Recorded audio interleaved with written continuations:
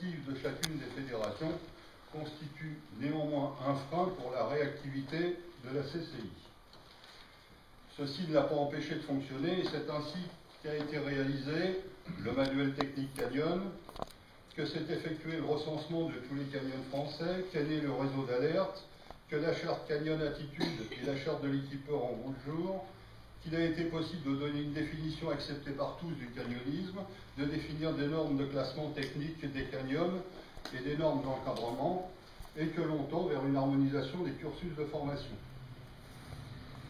La CCI nationale peut ensuite se décliner au niveau des départements. En fonction des forces en présence, les comités départementaux de des trois fédérations signent une convention de type qui crée une commission Canyon interfédérale départementale. C'est le cas dans le 65 et le 31.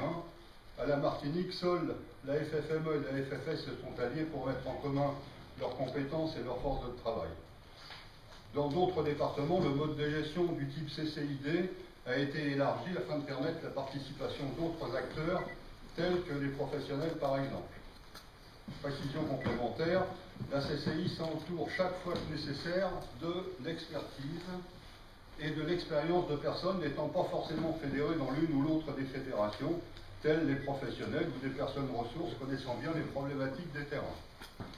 Durant ces états généraux du Canyon, nous aurons l'occasion d'aborder le rôle, la place et l'intérêt de la CCI et de son organisation. Mais venons-en à ce qui nous rassemble aujourd'hui et ce qui justifie votre présence. Si la CCI a décidé de réunir les premiers états généraux du canyonisme, c'est essentiellement parce qu'après plusieurs décennies d'existence, l'activité, après un essor important, est devenue mature, s'est dédouanée des activités dont elle est issue, telles les sports de montagne, la spéléologie et les activités d'eau vive. Les états généraux du canyon devraient donc permettre de mieux connaître les pratiquants, de faire valoir et enrichir nos offres de formation et nos actions de prévention des risques, de mieux appréhender l'environnement canyon, de réfléchir à un modèle de gestion et de développement concerté de l'activité et de dégager des orientations fortes pour les années à venir. Ils permettront également de mettre l'activité en pleine lumière et d'y associer de nombreux partenaires, parmi lesquels les pouvoirs publics ne sont pas les moindres. Mais ne nous y trompons pas. Si le canyonisme est devenu une activité à part entière, avec son histoire, son vocabulaire, ses techniques et son matériel propre, la connaissance de ses pratiquants reste encore bien insuffisante. En effet, les modes de recensement sont différents d'une fédération à l'autre, ce qui nous permet d'hier de comparer les données de chacune d'elles, sans parler d'un nombre important de pratiquants non fédérés. Dans ces conditions, comment mener des actions efficaces lorsqu'on ne connaît pas précisément la cible? Les trop nombreux accidents qui ont émaillé plus de 25 ans de canyonisme militent pour des actions de prévention permettant d'éviter les situations à risque.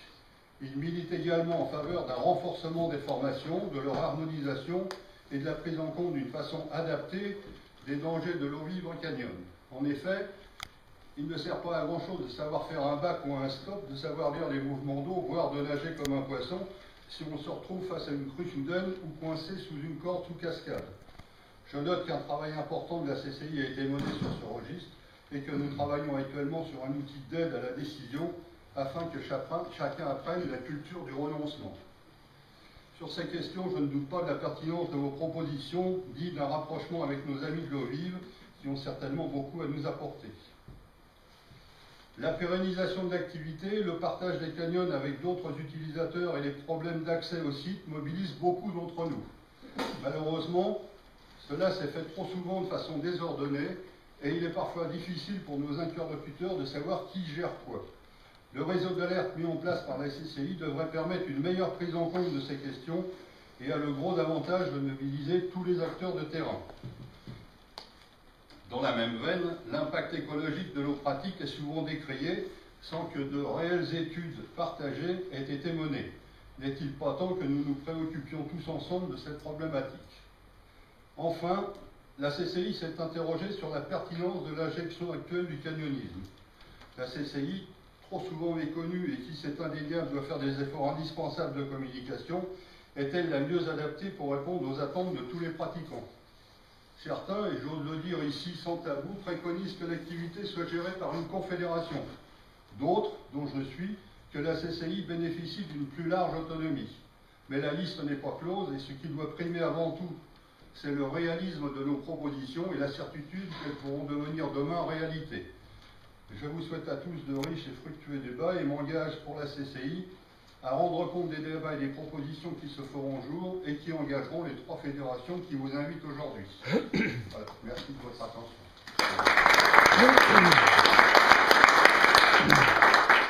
Je vais passer la parole à Jean-Louis Coopé, qui va vous présenter un petit peu toute la démarche qui a précédé ces états généraux concernant l'enquête.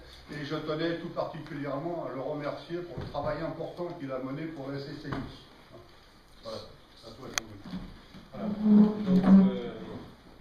moi j'ai pris le trait des états généraux avec le questionnaire mandaté par la CCI et je vais vous dire un petit peu comment nous avons travaillé.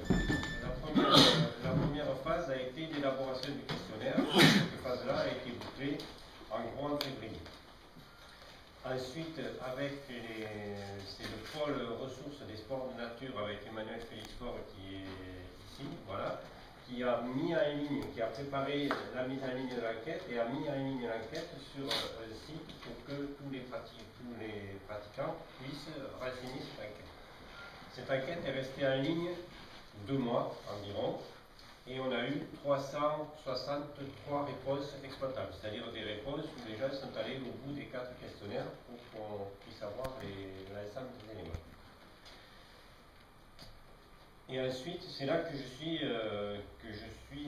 fait le lien au nom pour la CCI. On a travaillé pendant en gros tout le mois de juin avec Emmanuel Félix Faure sur les premiers tris, avec une première série de tris qui ont été des tris à place, et on a pris les données brutes et puis on a regardé les éléments qui paraissaient significatifs, etc. On a cherché ensuite à faire des tris croisés, c'est-à-dire à essayer de savoir en croisant des renseignements qui étaient dans un questionnaire ou dans l'autre, essayer de connaître un petit peu mieux quels étaient ces pratiquants.